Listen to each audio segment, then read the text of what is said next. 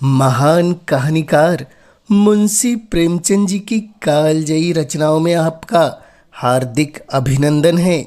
लीजिए आज सुनते हैं महान कहानीकार की एक और महान कहानी जिसका नाम है कजाकी।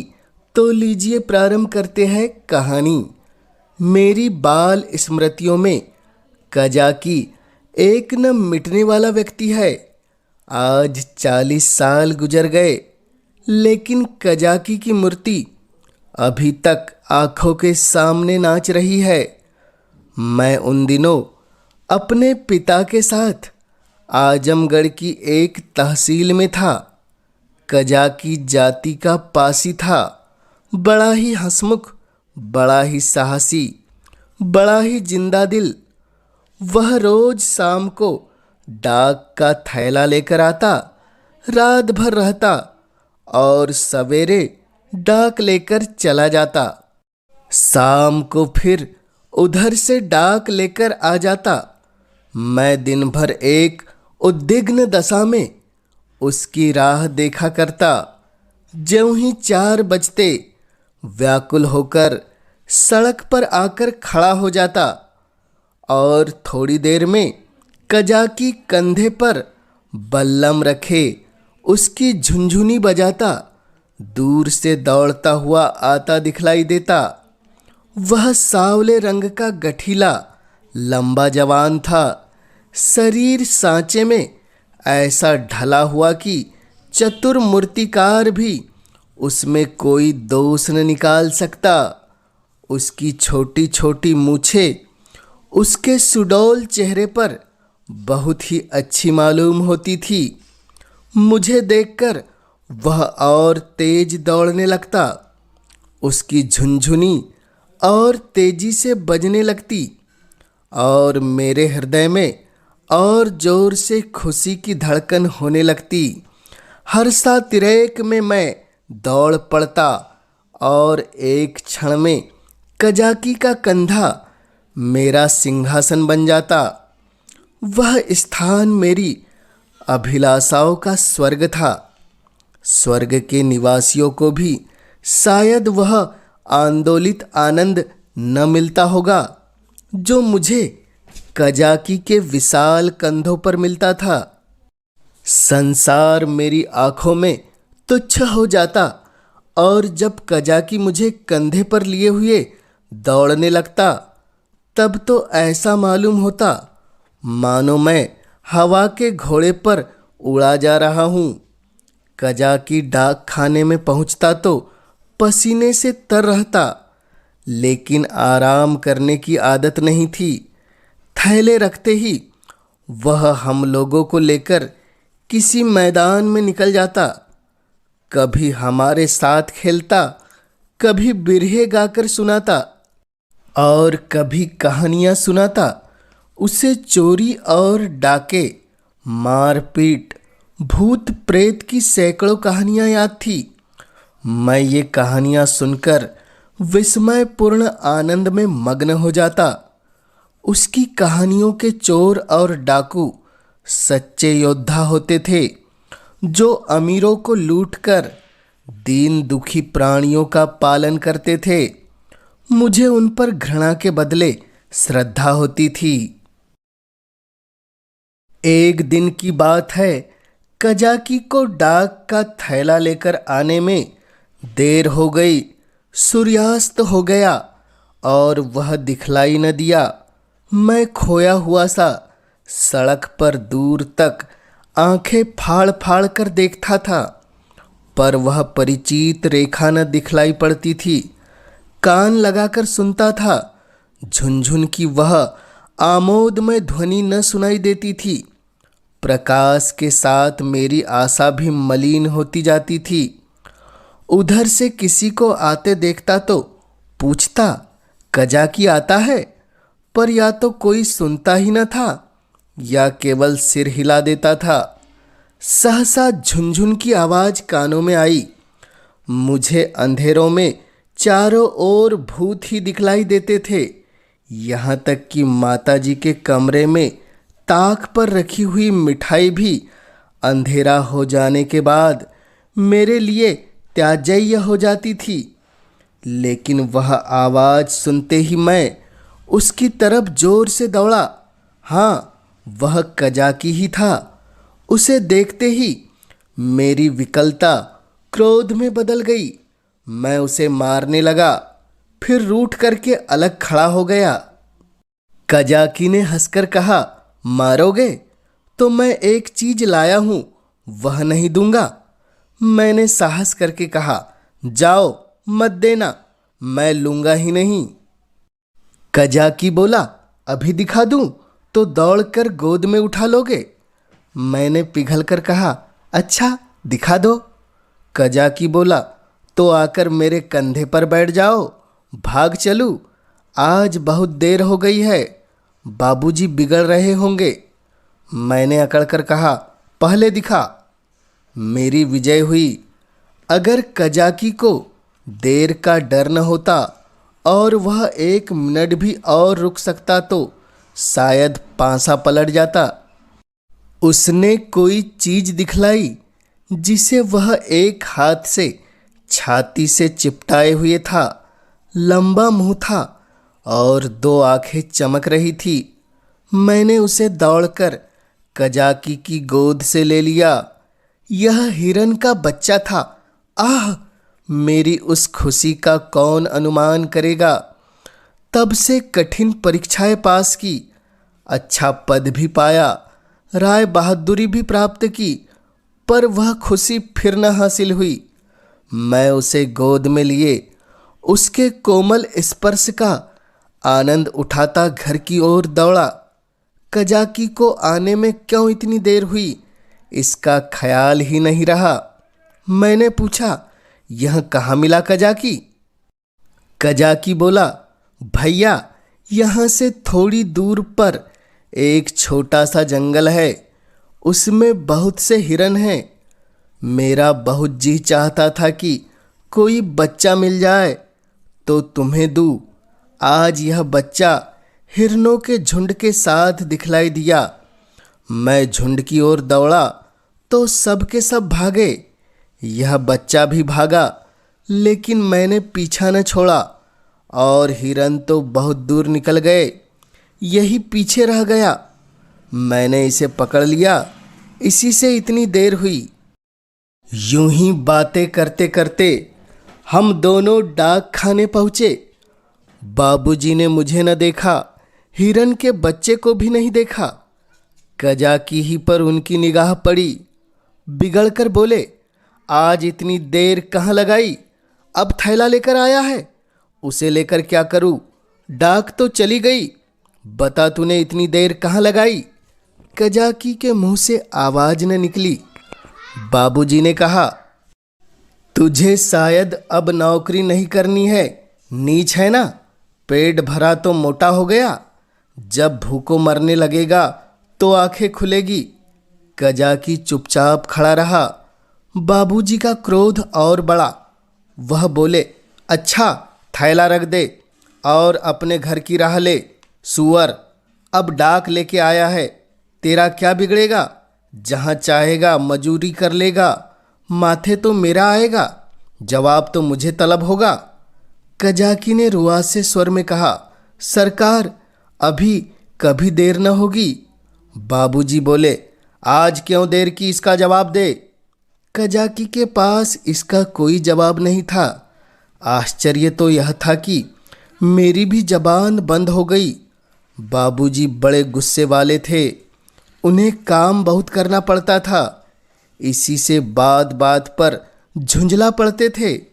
मैं तो उनके सामने कभी जाता ही नहीं था। वह भी मुझे कभी प्यार न करते थे। घर में केवल 2 बार घंटे घंटे भर के लिए भोजन करने आते थे, बाकी सारा दिन दफ्तर में लिखा पढ़ी करते थे। उन्होंने बार बार एक सहकारी के लिए अफसरों से विनय की थी, पर इसका कुछ असर न हुआ था। यहाँ तक कि तातील के दिन भी बाबूजी दफ्तर में ही रहते थे। केवल माताजी उनका क्रोध शांत करना जानती थी, पर वह दफ्तर में कैसे आती? बेचारा कजाकी उसी वक्त मेरे देखते देखते निकाल दिया गया। उसका बल्लम, चपरास और साफा छीन लिया गया और उसे डाक खाने से निकल जाने की नादिरी हुक्म सुना दिया गया। आह! उस वक्त मेरा ऐसा जी चाहता था कि मेरे पास सोने की लंका होती तो कजाकी को दे देता और बाबूजी को दिखा देता कि आपके निकाल देने से कजाकी का बाल भी बाका नहीं हुआ। किसी योद्धा को अपनी तलवार पर जितना घमंड होता है, उतना ही घमंड कजाकी को अपनी चपरास पर था। जब वह चपरास खोलने लगा तो उसके हाथ काँप रहे थे और आंखों से आंसू बह रहे थे, और इस सारे उपद्रव की जड़ वह कोमल वस्तु थी जो मेरी गोद में मुंह छिपाए ऐसे चैन से बैठी थी मानो माता की गोद में हो। जब कजाकी चला तो मैं धीरे धीरे उसके पीछे पीछे चला। मेरे घर के द्वार पर आकर कजाकी ने कहा, भैया अब घर जाओ, सांझ हो गई। मैं चुपचाप खड़ा अपने आंसुओं के वेग को सारी शक्ति से दबा रहा था। कजाकी फिर बोला, भैया मैं कहीं बाहर थोड़े ही चला जाऊंगा, फिर आऊंगा और तुम्हें कंधे पर बिठाकर कुदाऊंगा।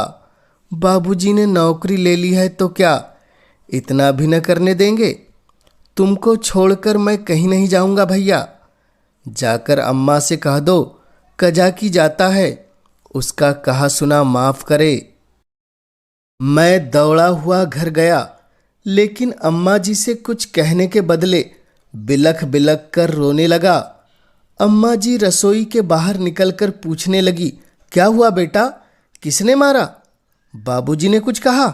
अच्छा रह तो जाओ, आज घर आते हैं पूछती हूँ, जब देखो मेरे लड़के को मारा करते हैं। चुप रहे बेटा, अब तुम उनके पास कभी मत जाना। मैंने बड़ी मुश्किल से आवाज़ संभाल कर कहा, कजाकी। अम्मा ने समझा कजाकी ने मारा है। बोली, अच्छा आने दो कजाकी को, देखो खड़े खड़े निकलवा देती हूँ। हरकारा होकर मेरे राजा बेटा को मारे, आज ही तो साफा बल्लम सब छिनवाए देती हूँ। वाह! मैंने जल्दी से कहा, नहीं कजाकी ने नहीं मारा, बाबूजी ने उसे निकाल दिया है। उसका साफा बल्लम छीन लिया, चपरास भी ले ली। अम्मा बोली, यह तुम्हारे बाबूजी ने बहुत बुरा किया। वह बेचारा अपने काम में इतना चौकस रहता है, फिर उसे क्यों निकाला? मैंने कहा, आज उसे देर हो गई थी। यह कहकर मैंने हिरन के बच्चे को गोद से उतार दिया। घर में उसके भाग जाने का भय न था। अब तक अम्मा जी की निगाह भी उस पर न पड़ी थी। उसे फुदकता देखकर वह सहसा चौंक पड़ी और लपक कर मेरा हाथ पकड़ लिया कि कहीं यह भयंकर जीव मुझे काट न खाए। मैंने कहा तो फूट फूट कर रो रहा था और अम्मा की घबराहट देखकर खिलखिलाकर हंस पड़ा। अम्मा बोली, अरे यह तो हिरन का बच्चा है, कहाँ मिला? मैंने हिरन के बच्चे का सारा इतिहास और उसका भीषण परिणाम आदि से अंत तक कह सुनाया। अम्मा, यह इतना तेज भागता था कि कोई दूसरा होता तो पकड़ ही नहीं सकता। सनसन हवा की तरह उड़ता चला जाता था। कजाकी 5-6 घंटे तक इसके पीछे दौड़ता रहा, तब कहीं जाकर बच्चा मिला। अम्मा जी कजाकी की तरह कोई दुनिया भर में नहीं दौड़ सकता, इसी से तो देर हो गई। इसलिए बाबूजी ने बेचारे को निकाल दिया। चपरास, साफा बल्लम सब छीन लिया। अब बेचारा क्या करेगा? भूखों मर जाएगा। अम्मा ने पूछा, कहाँ है कजाकी, जरा उसे बुला के लाओ। मैंने कहा, बाहर तो खड़ा है, कहता था अम्मा जी से मेरा कहा सुना माफ करवा देना।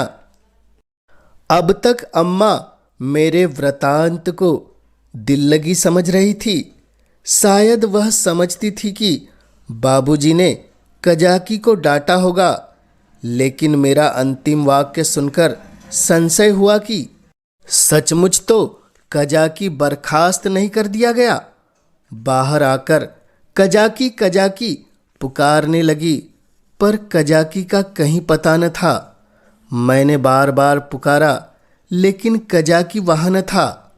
खाना तो मैंने खा लिया। बच्चे शोक में खाना नहीं छोड़ते, खासकर जब रबड़ी भी सामने हो। मगर बड़ी रात तक पड़े पड़े सोचता रहा, मेरे पास रुपये होते तो 1,00,000 रुपये कजाकी को दे देता और कहता, बाबूजी से कभी मत बोलना, बेचारा भूखों मर जाएगा। देखो कल आता है या नहीं। अब क्या करेगा आकर? मगर आने को तो कहा गया है। मैं कल उसे अपने साथ खाना खिलाऊंगा। यही हवाई किले बनाते बनाते मुझे नींद आ गई। दूसरे दिन मैं अपने हिरण के बच्चे की सेवा सत्कार में व्यस्त रहा। पहले उसका नामकरण संस्कार हुआ, मुन्नू राम रखा गया। फिर मैंने उसका अपने सब हमजोलियों और सहपाठियों से परिचय कराया। दिन ही भर में वह मुझसे इतना हिल गया कि मेरे पीछे पीछे दौड़ने लगा। इतनी ही देर में मैंने उसे अपने जीवन में एक महत्वपूर्ण स्थान दे दिया। अपने भविष्य में बनने वाले विशाल भवन में उसके लिए अलग कमरा बनाने का भी निश्चय कर लिया। चारपाई, सैर करने की फिटन आदि की भी योजना बना ली। लेकिन संध्या होते ही मैं सब कुछ छोड़ छाड़ कर सड़क पर जा खड़ा हुआ और कजाकी की बाट जोहने लगा। जानता था कि कजाकी निकाल दिया गया है, अब उसे यहाँ आने की कोई ज़रूरत नहीं रही। फिर भी न जाने मुझे क्यों यह आशा हो रही थी कि वह आ रहा है। एकाएक मुझे ख्याल आया कि कजाकी भूखों मर रहा होगा। मैंने तुरंत घर गया। अम्मा दिया बत्ती कर रही थी। मैंने चुपके से एक टोकरी में आटा निकाला। आटा हाथों में लपेटे टोकरी से गिरते आटे की एक लकीर बनाता हुआ भागा। जाकर सड़क पर खड़ा हुआ कि कजाकी के सामने से आता दिखलाई दिया। उसके पास बल्लम भी था, कमर में चपरास भी थी, सिर पर साफा भी बंधा हुआ था। बल्लम में डाक का थैला भी बंधा हुआ था। मैंने दौड़कर उसकी कमर से चिपट गया और विस्मित होकर बोला, तुम्हें चपरास और बल्लम कहाँ से मिल गया कजाकी? कजाकी ने मुझे उठाकर कंधे पर बिठाते हुए कहा, वह चपरास किस काम की थी भैया? वह तो गुलामी की चपरास थी। यह पुरानी खुशी की चपरास है। पहले सरकार का नौकर था, अब तुम्हारा हूँ। यह कहते कहते उसकी निगाह टोकरी पर पड़ी जो वहीं रखी थी। बोला, यह आटा कैसा है भैया? मैंने सकुचाते हुए कहा, तुम्हारे लिए लाया हूँ। तुम भूखे होंगे, आज क्या खाया होगा?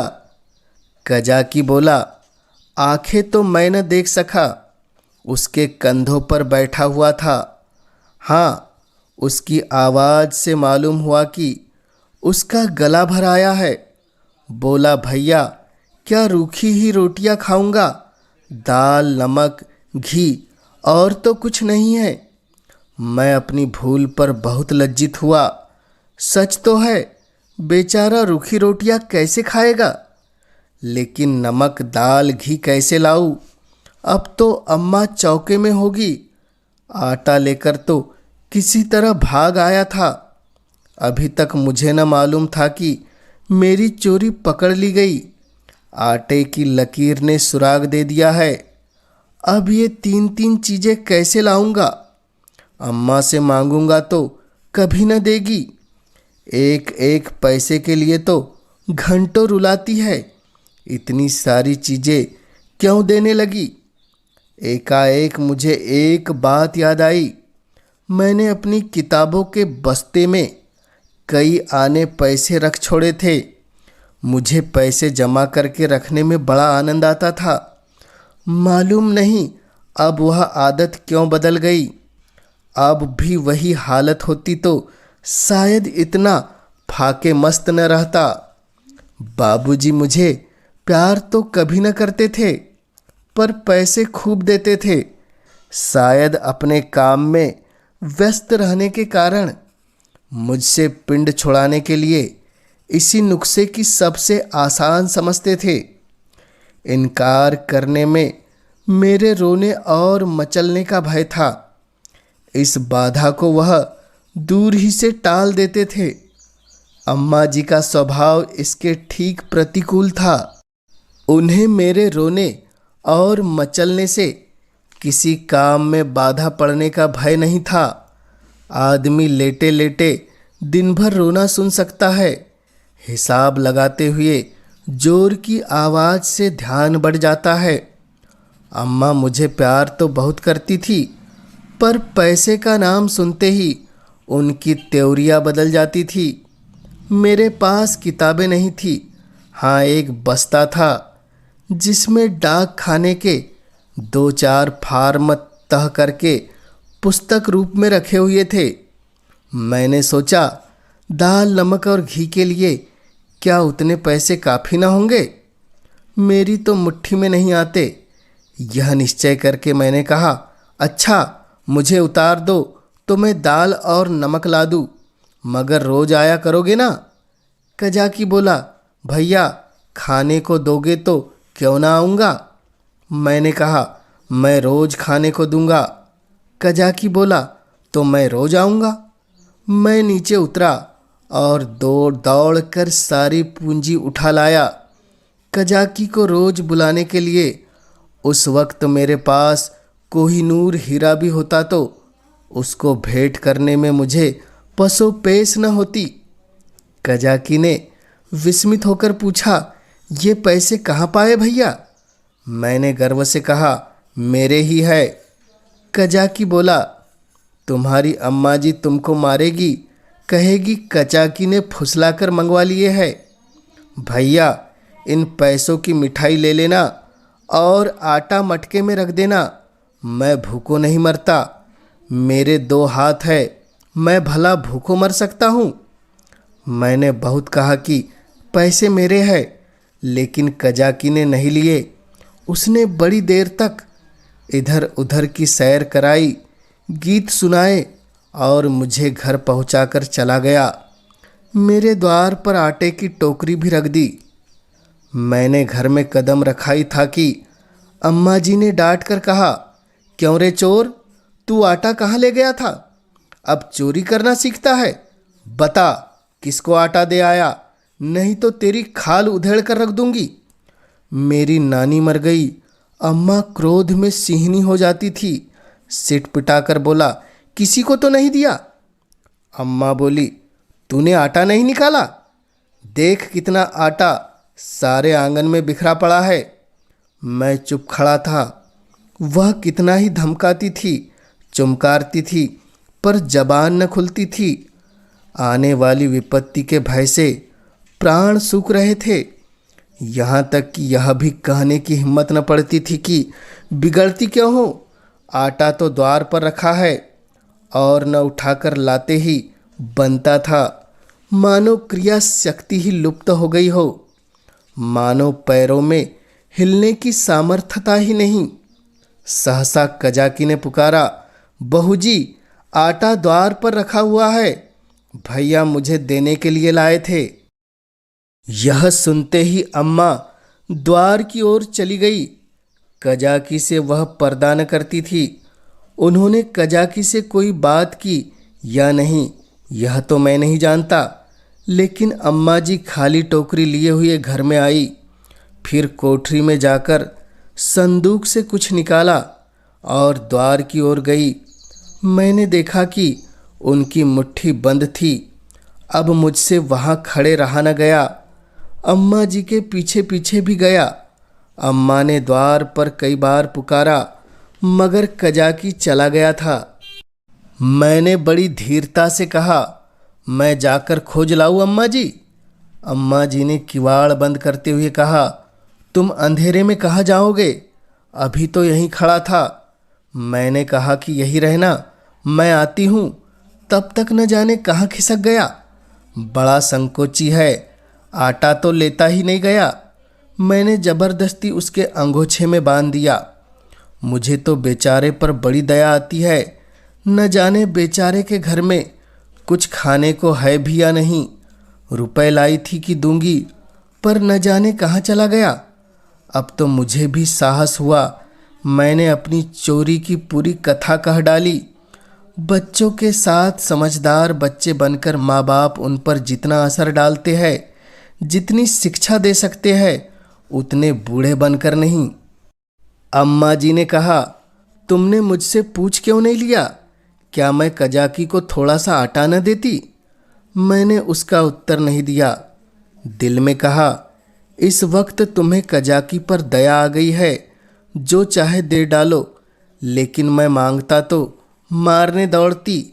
हाँ, यह सोचकर चित्त प्रसन्न हुआ कि अब कजाकी भूखा न मरेगा।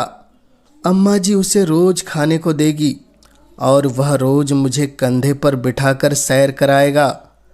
दूसरे दिन मैं दिन भर मुन्नू के साथ खेलता रहा। शाम को सड़क पर जाकर खड़ा हो गया, मगर अंधेरा हो गया और कजाकी का कहीं पता नहीं। दिए जल गए, रास्ते में सन्नाटा छा गया, पर कजाकी नहीं आया। मैं रोता हुआ घर आया। अम्मा जी ने पूछा, क्यों रोते हो बेटा? क्या कजाकी नहीं आया? मैं और जोर से रोने लगा। अम्मा जी ने मुझे छाती से लगा लिया। मुझे ऐसा मालूम हुआ कि उनका कंठ गदगद हो गया है। उन्होंने कहा, बेटा चुप हो जाओ। मैं कल किसी हरकारे को भेजकर कजाकी को बुलवाऊंगी। मैं रोते रोते सो गया। सवेरे ज्यों ही आंखें खुली, मैंने अम्मा जी से कहा, कजाकी को बुलवा दो। अम्मा ने कहा, आदमी गया है बेटा, कजाकी आता होगा। मैं खुश होकर खेलने लगा। मुझे मालूम था कि अम्मा जी जो बात कहती है उसे पूरा जरूर करती है। उन्होंने सवेरे ही एक हरकारे को भेज दिया था। 10 बजे जब मैं मुन्नू के लिए हुए घर आया तो मालूम हुआ कि कजाकी अपने घर पर नहीं मिला। वह रात को भी घर न गया था। उसकी स्त्री रो रही थी कि न जाने कहाँ चले गए। उसे भय था कि वह कहीं भाग गया है। बालकों का हृदय कितना कोमल होता है, इसका अनुमान दूसरा नहीं कर सकता। उनमें अपने भावों को व्यक्त करने के लिए शब्द नहीं होते। उन्हें यह भी ज्ञात नहीं होता कि कौन सी बात उन्हें विकल कर रही है और कौन सा कांटा उनके हृदय में खटक रहा है। क्यों बार बार उन्हें रोना आता है? क्यों वे मन के मारे बैठे रहते हैं? क्यों खेलने में जी नहीं लगता? मेरी भी यही दशा थी। कभी घर में आता, कभी बाहर जाता, कभी सड़क पर पहुंचता। आंखें कजाकी को ढूंढ रही थी। वह कहाँ चला गया? कहीं भाग तो नहीं गया? तीसरे पहर को मैं खोया हुआ सा सड़क पर खड़ा था। सहसा मैंने कजाकी को एक गली में देखा। हाँ, यह कजाकी ही था। मैं उसकी ओर चिल्लाता हुआ दौड़ा, पर गली में उसका पता न था। न जाने किधर गायब हो गया। मैंने गली के इस सिरे से उस सिरे तक देखा, मगर कहीं कजाकी की गंध तक न मिली। घर जाकर मैंने अम्मा जी से यह बात कही। मुझे ऐसा जान पड़ा कि वह यह सब बात सुनकर बहुत चिंतित हो गई।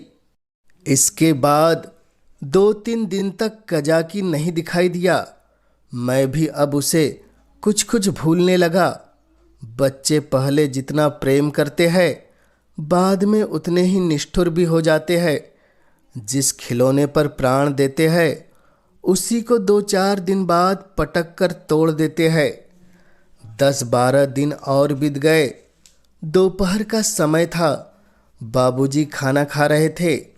मैंने मुन्नू के पैरों में पीनस की पैजनियाँ बांध रखी थी। एक औरत घूंघट निकाले हुई आई और आंगन में खड़ी हो गई। उसके कपड़े फटे हुए और मैले थे, पर गोरी सुंदर स्त्री थी। उसने मुझसे पूछा, भैया बहूजी कहाँ हैं? मैंने उसके पास जाकर उसका मुंह देखते हुए कहा, तुम कौन हो? क्या बेचती हो?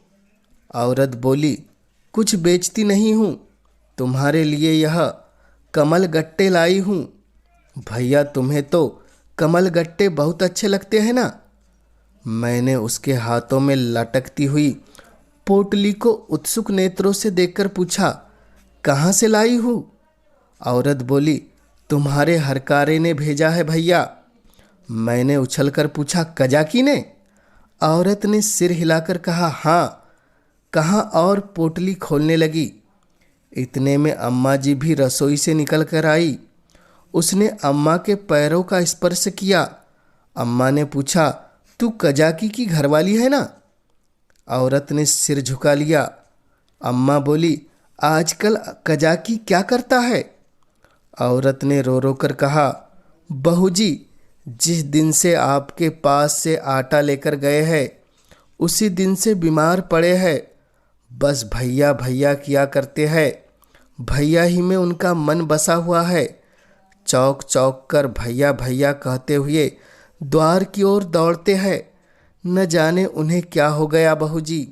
एक दिन मुझसे कुछ कहा न सुना घर से चल दिए और एक गली में छिपकर भैया को देखते रहे। जब भैया ने उन्हें देख लिया तो भागे। तुम्हारे पास आते हुए लजाते हैं। मैंने कहा, हाँ हाँ, मैंने उस दिन तुमसे जो कहा था ना अम्मा जी। अम्मा बोली, घर में कुछ खाने पीने को है? औरत बोली, हाँ बहू जी, तुम्हारे आशीर्वाद से खाने पीने का दुख नहीं है। आज सवेरे उठे और तालाब की ओर चले गए। बहुत कहती रही, बाहर मत जाओ, हवा लग जाएगी, मगर नहीं माना। माने कमजोरी के पैर कांपने लगते हैं। मगर तालाब में घुसकर ये कमल गट्टे तोड़ लाए। तब मुझसे कहा, ले जा भैया को दे आ, उन्हें कमल गट्टे बहुत अच्छे लगते हैं। कुशल क्षेम पूछती आना। मैंने पोटली से कमल गट्टे निकाल लिए थे और मज़े से चख रहा था। अम्मा ने बहुत आंखें दिखाई, मगर यहाँ इतनी सब्र कहा। अम्मा ने कहा, कह देना सब कुशल है। मैंने कहा, यह भी कह देना भैया ने बुलाया है। न जाओगे तो फिर तुमसे कभी न बोलेंगे। हाँ। बाबूजी खाना खाकर निकल आए थे। तौलिए से हाथ मुंह पोंछते हुए बोले, और यह भी कह देना कि साहब ने तुमको बहाल कर दिया है। जल्दी आओ, नहीं तो कोई दूसरा आदमी रख लिया जाएगा। औरत ने अपना कपड़ा उठाया और चली गई। अम्मा ने बहुत पुकारा, पर वह नहीं रुकी। शायद अम्मा जी उसे सीधा देना चाहती थी। अम्मा ने पूछा, सचमुच बहाल हो गया? बाबूजी बोले, और क्या, झूठे ही बुला रहा हूँ। मैंने तो 5वें ही दिन उसकी बहाली की रिपोर्ट की थी। अम्मा बोली, यह तुमने अच्छा किया। बाबूजी बोले, उसकी बीमारी की यही दवा है। प्रातःकाल मैं उठा तो क्या देखता हूँ कि कजाकी लाठी टेकता हुआ चला आ रहा है। वह बहुत दुबला हो गया था। मालूम होता था बूढ़ा हो गया है। हरा भरा पेड़ सूख कर ठूंठा हो गया था। मैं उसकी ओर दौड़ा और उसकी कमर से चिमट गया। कजाकी ने मेरे गाल चूमे और मुझे उठाकर कंधे पर बिठालने की चेष्टा करने लगा, पर मैं न उठ सका। तब वह जानवरों की भांति भूमि पर हाथों और घुटनों के बल खड़ा हो गया और मैं उसकी पीठ पर सवार होकर डाक खाने की ओर चला। मैं उस वक्त फूला नहीं समाता था और शायद कजाकी मुझसे भी ज़्यादा खुश था। बाबूजी ने कहा, कजाकी तुम बहाल हो गए, अब कभी देर न करना। कजाकी रोता हुआ बाबूजी की पैरों में गिर पड़ा, मगर शायद मेरे भाग्य में दोनों सुख भोगना न लिखा था। मुन्नू मिला तो कजाकी छूटा, कजाकी आया तो मुन्नू हाथ से गया, और ऐसा गया कि आज तक उसके जाने का दुख है। मुन्नू मेरी ही थाली में खाता था। जब तक मैं खाने न बैठूं, वह भी कुछ न खाता था।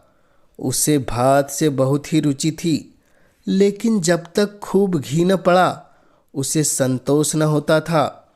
वह मेरे ही साथ सोता था और मेरे ही साथ उठता भी था। सफाई तो उसे इतनी पसंद थी कि मलमूत्र त्याग करने के लिए घर से बाहर मैदान में निकल जाता था। कुत्तों से चिढ़ थी, कुत्तों को घर में न घुसने देता। कुत्ते को देखते ही थाली से उठ जाता और उसे दौड़कर घर से बाहर निकाल देता था। कजाकी को डाक खाने में छोड़कर जब मैं खाना खाने गया तो मुन्नू भी आ बैठा। अभी 2-4 ही कौर खाए थे कि एक बड़ा सा झबरा कुत्ता आंगन में दिखाई दिया। मुन्नू उसे देखते ही दौड़ा। दूसरे घर में जाकर कुत्ता चूहा हो गया है। झबरा कुत्ता उसे आते देखकर भागा। मुन्नू को अब लौट आना चाहिए था, मगर वह कुत्ता उसके लिए यमराज का दूत था। मुन्नू को उसे घर से निकाल कर भी संतोष न हुआ। वह उसे घर के बाहर मैदान में भी दौड़ाने लगा। मुन्नू को शायद ख्याल न रहा कि यह मेरी अमलदारी नहीं है। वह उस क्षेत्र में पहुंच गया था जहां झबरे का भी उतना ही अधिकार था जितना मुन्नू का। मुन्नू कुत्तों को भगाते भगाते कदापि अपने बाहुबल पर घमंड करने लगा था। वह यह न समझता था कि घर में उसकी पीठ पर घर के स्वामी का भय काम किया करता है। झबरे ने इस मैदान में आते ही उलटकर मुन्नू की गर्दन दबा दी। बेचारे मुन्नू के मुंह से आवाज तक न निकली। जब पड़ोसियों ने शोर मचाया तो मैं दौड़ा। देखा तो मुन्नू मरा पड़ा है और झबरे का कहीं पता नहीं। तो यह थी मुंशी प्रेमचंद जी की सुप्रसिद्ध कहानी कजाकी। जो आपको कैसी लगी हमें कमेंट्स के माध्यम से ज़रूर बतलाएं, और इस चैनल पर पहली बार आए हैं तो इसे ज़रूर सब्सक्राइब कर ले, ताकि आप तक ऐसी रोचक कहानियाँ और किस्से सबसे पहले पहुंच सके। इस कहानी के माध्यम से हमसे जुड़े रहने के लिए आपका पूरे दिल से धन्यवाद।